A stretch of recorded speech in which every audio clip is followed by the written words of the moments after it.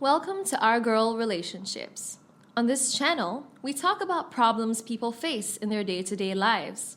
Let's start with a video. My mom and dad got separated when I was in college, and the reason was my mom's extramarital affair. She had been involved with someone else for years and cheated on my dad. My dad came to find out about this from one of her friends and instantly divorced my mom. My mom had never been an attentive mother and never cared much. As far as I remember, I used to do my homework by myself and would go to sleep by myself, even when I was just a kid, because my mom was either out partying with her friends or watching TV in the lounge. My dad is a journalist, so he was mostly busy with his work. As I used to see my friend's mom, I also expected a lot from my own, but she was never available. My dad has always been a very caring person, but his workload would not let him spend time with his family. He used to come home late at night and would leave early in the morning and was also not there on the weekends. But whenever he would return home, he would bring something for me just to cheer me up. My parents did not have a very healthy relationship. My mom demanded attention, but my dad was always busy, so she would go out and spend her time with her friends. My dad would argue with her because she was not attentive to our home, and the drama kept going on for years. In such a situation, it was very likely for my mom to get involved with someone else, but she should not have cheated on my dad, when she could just have divorced him and do whatever suited her. My dad was heartbroken and was not able to cope with the situation, so without even a second thought, he filed for divorce. My mom did not even care and left the house immediately. I was a grown-up boy by now, so my dad was not that much worried about me, but assured me that he was always there for me and loved me very much. I passed college and joined university.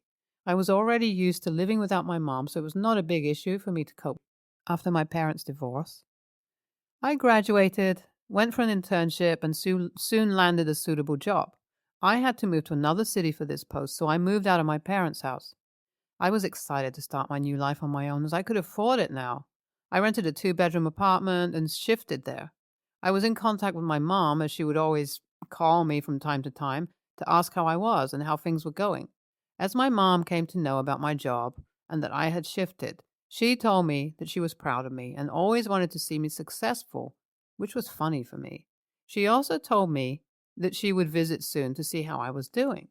My mom came over after a few days and was amazed by my small, cozy apartment. She congratulated me and acted like she was on top of the world. I cooked dinner for us both, so we both had dinner, talked for a while, and then she left. My mom called me after a couple of days and asked me if she could stay at my place as her boyfriend had gone abroad for some business meeting and she felt alone at home. I was absolutely okay with the idea and told her that she could come over whenever she liked and could stay with me. She was happy to hear that and came the next day. She brought her things and I shifted her to the spare bedroom and she was extremely thankful. Things did not turn out to be as expected. I thought that at last my mom got the idea to spend time with me, but she just wanted a place to live. She would call her friends to my apartment and they would stay over, which was quite irritating.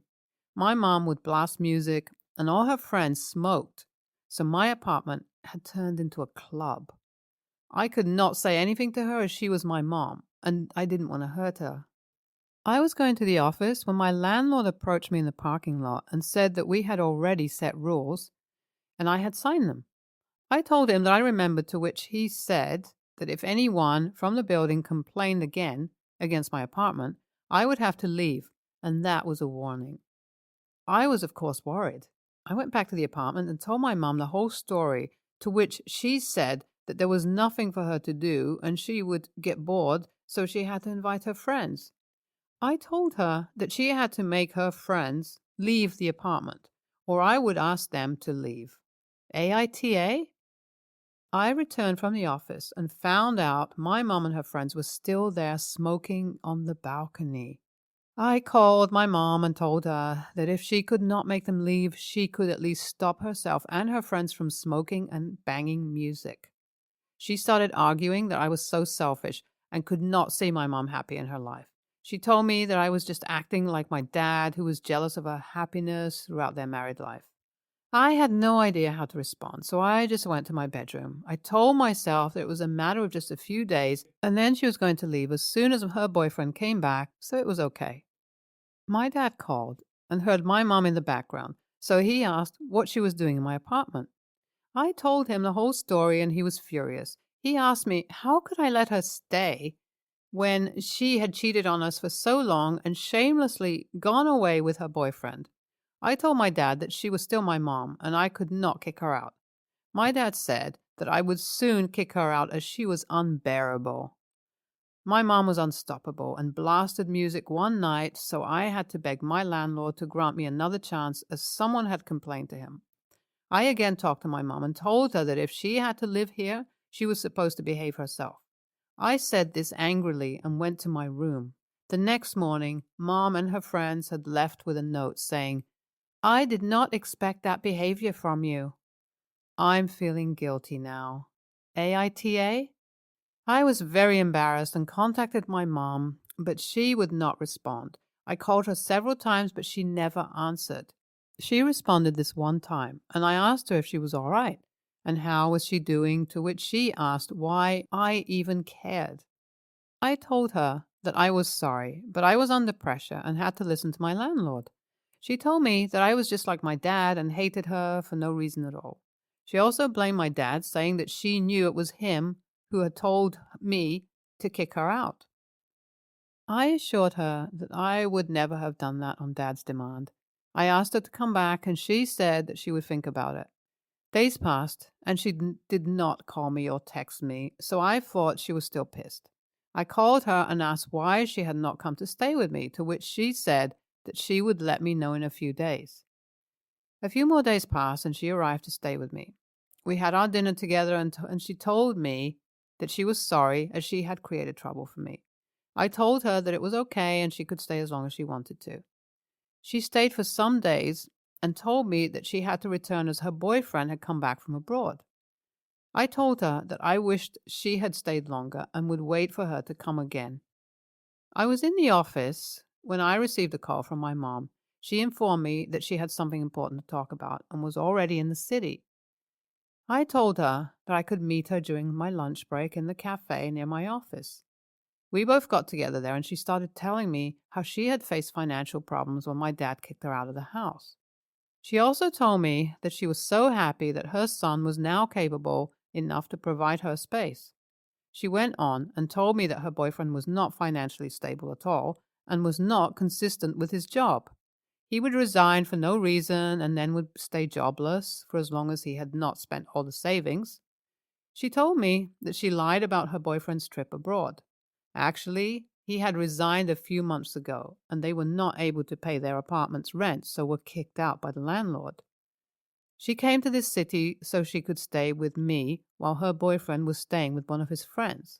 I was shocked to hear all this and asked how I could help. She told me that she was going to marry her boyfriend in the church that weekend and wanted to stay with me until he found a job. I told her to inform me before she had to arrive and leave for my office. This did not even make any sense. Why was she marrying him when they were already not stable at all, and why was I supposed to provide the space? Letting my mom and her new husband into my apartment was not a good idea at all, and I knew how furious my dad was going to be. But I also had no courage to stand up against her and tell her to stay away, so I decided to change the locks and see whatever would happen. My mom called me and informed me that she was moving in. I was in the office and did not say anything. What happened next was beyond my expectation. When I went back from work, the locks of my apartment were broken and the couple were inside. I went inside and confronted them. I asked them how they managed to get inside, to which my mom replied that the keys did not work, so they had to call someone to break the lock as they could not wait till the evening for me to return. I do not know from where I got the courage and told them that I changed the locks because I did not want them to stay there. I told her that enough was enough and now she had to leave, as I could not let someone stay in my house who stole my dad's wife and was not even embarrassed. My mom started crying and left immediately.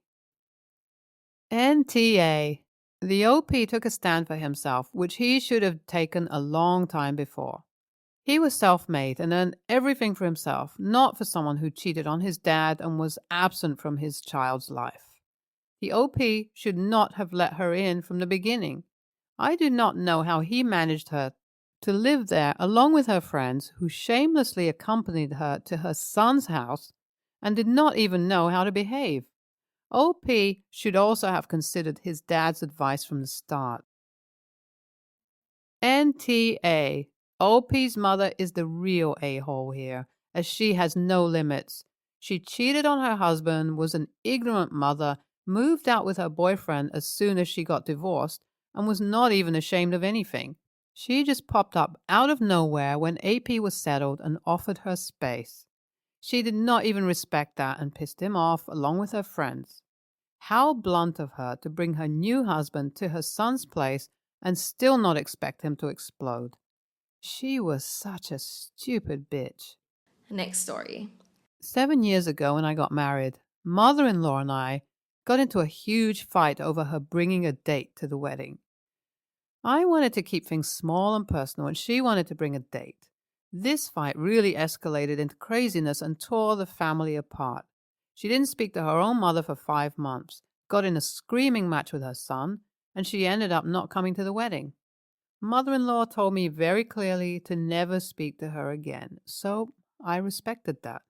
We still see her sometimes, if we are at the same event, but we have literally never spoken to her again. She doesn't speak to us. My oldest child is aware that she is her grandmother, but my younger one doesn't even know who she is. She has a husband I've never spoken a word to. I don't really care if she doesn't. Recently, we had a family function and my younger child had a medical emergency. It was the scariest moment of my life, but mother-in-law was able to do compressions on her. She is an ER doctor, and I'm so beyond thankful that she was there. I did say thank you in the moment, but I wasn't sure if she heard me. I went over to her after and said that despite everything between us, I just wanted to say thank you. Mother-in-law was standing with her brother, who said, "Didn't she tell you to never speak to her again?" Mother-in-law got an attitude and said that she would have done that for anyone because it is literally her job and she doesn't need to be thanked, and felt it was performative. Mother-in-law's husband, who I've never talked to in my life, snapped at me and said, "You don't need to thank someone for doing their job," and that I have a lot of nerve talking to her. I was shocked they were being so rude about it. Mother-in-law's dad tried to brush it off and said she had social anxiety. I wouldn't say she doesn't, but this is the first time I'm seeing it or hearing about it. And that they were just acting like that because she was stressed having to talk to me. But I'm not sure if I really believe that.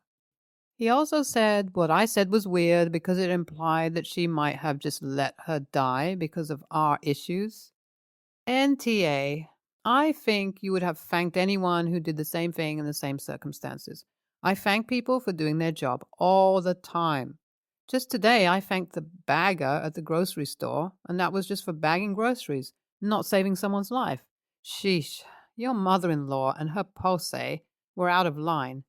Maybe they thought you were extending an olive branch because you came over afterwards and they want to continue to stew in their resentment. Put it out of your mind. You did nothing wrong. NTA, you were behaving in a rational, mature, adult way. Your mother-in-law saw the opportunity to take a shot at you and did. That's all. There's never anything wrong or asshole-ish with showing genuine gratitude to someone. And people thank medical professionals all the time for actually doing their job, which your mother-in-law was not techno-doing because she wasn't on the clock. So there's nothing weird about saying thank you in that circumstance. People defending her on that basis are just doing some mental gymnastics to excuse her bad behavior. Next story. My father passed away 8 years ago and left about $500,000 in a family trust. I am the executor of the trust, and his will put some stipulations in place for how it is to be used. He didn't want us to blow it on wasteful things, so he used specific language to only use it for medical and educational expenses for the biological and or adopted grandchildren of his. Fortunately, we haven't needed to use anything for medical expenses, but we have used funds to help pay for my son's college as well as my niece's college. I have a daughter who will be going to college in a couple of years, as well as another niece who is currently 14. My brother, let's call Dan, has no bio kids, but he married a woman 5 years ago with now 17 and a 15-year-old son. Their father is still around here and there, doesn't provide much financial support, but he is still their father and would never entertain the idea of Dan adopting them. Not sure if the kids would even want that. Dan asked me about using funds for the older one for his college in about 2 years. He is currently a junior in high school. I told him I don't think that would be allowed due to the wording in my father's will. Dan and his wife are very angry at me for saying that I'm treating his stepkids as castaways due to not being blood related. I feel like I'm just honoring the testament of my father, but he feels otherwise. I can kind of see it going either way, but since it is limited funds and we don't know what the future holds, medically speaking, I'm inclined to save the funds versus allocate them to my step-nephews. My sister agrees with me, but it's causing some tension. There have been some major updates since I posted this. I spoke with my friend who's an attorney. I'm going to hire him to take over management of the trust. He will not disburse funds to any non-bio or adopted grandchildren. Since this has been brought up by lots of commenters, I wanted to add that there is a section in the trust defining all terms. In the adopted definition, there is a clause saying that they must be adopted as minors. My friend, attorney, says this is very common when wills, trusts, are drafted to get around schemes like that. So, Dan cannot just simply adopt them at 18. Additionally, I spoke with my sister more, and she told me her daughters do not agree with adding them as beneficiaries. So even if I wanted to, now that a single beneficiary has stated their disapproval, my hands are officially tied. This matter is essentially over, though I imagine things will be tense for a while. There is no question here. The law says to follow the trust. The trust specifies the beneficiaries, which include bio or adopted children. There is no element of discretion. If you distribute to the stepkids, you could be breaching your legal duties and exposing yourself to liability in addition to draining the trust. There's a reason that money is put into a trust versus being left in an account and putting someone in charge. There are legal protections that make this call. People are putting emotions over reality here.